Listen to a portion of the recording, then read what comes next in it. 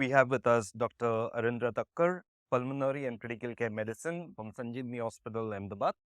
Doctor, we welcome you to the Natco Pharma Specialty Studio, and we look forward to listening to you for advice to the young generation of doctors, especially in the critical care segment, as well as those with antibacterial resistant treatments. How do you foresee the changes in critical care management? See, over the period we have seen there is a over usage of the antibiotics, specifically beta-lactam inhibitors, carbapenems, and all quinolones.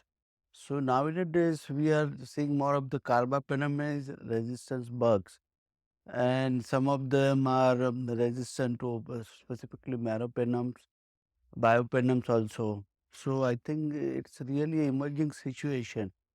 Out of 10 patients, 2 to 3 patients are meropenem resistance right from the admission.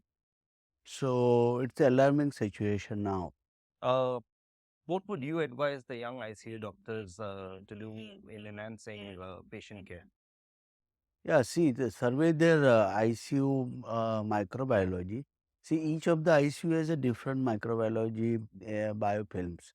So first and foremost thing, a regular survey of their ICUs and the bugs they are mainly in their ICU, and judicious use of antibiotics. Specifically, there should be a protocol and infection control policy in the hospital and your ICU setup. So, restriction of the antibiotic usage, ICU protocol for the antibiotic usage, and preservation of higher moleculars. I mean, now the antibiotic are so much available. I mean, higher molecules with the freely availability in the market.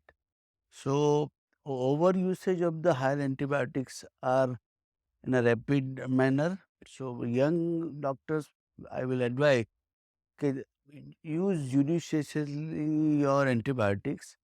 Restrict usage of a high antibiotics in the early stages. Use only in the septic patients and who are having MODS with carbapenemase resistance and multi-organ dysfunction with multi-organ resistance. I think uh, judicious use is advisable. Thank you so much for that advice to the young doctors. So, what is the prevalence of carbapenems in your practice? What, according to you, are the best treatment options? I think in our setup, we are getting more than 40% of carbapenemase because we have a tertiary center. So, most of the patient we are receiving is getting treatment from the primary center, either from the rural area or sub centers in small nursing homes. So, I think most of the patient are exposed to the meropenem molecules. So, we have to first diagnose them. They are not a carbapenemase resistant patient. And uh, what we are tackling is we initially start with the broad spectrum antibiotics. We send the appropriate cultures and the high generation PCRs from the all secretions. And according to sensitivity, we are treating the patients. But carbapenemase resistant is a now increasing strain. Every fourth patient we are getting this problem, and we are tackling with the availability of now there are multiple options available. A availability of third generation C plus 4 with avibactam and meropenem with EDTA solution. There are some substitution. So that we are getting a good MIC and carbapenemase resistant pattern we are reducing with that.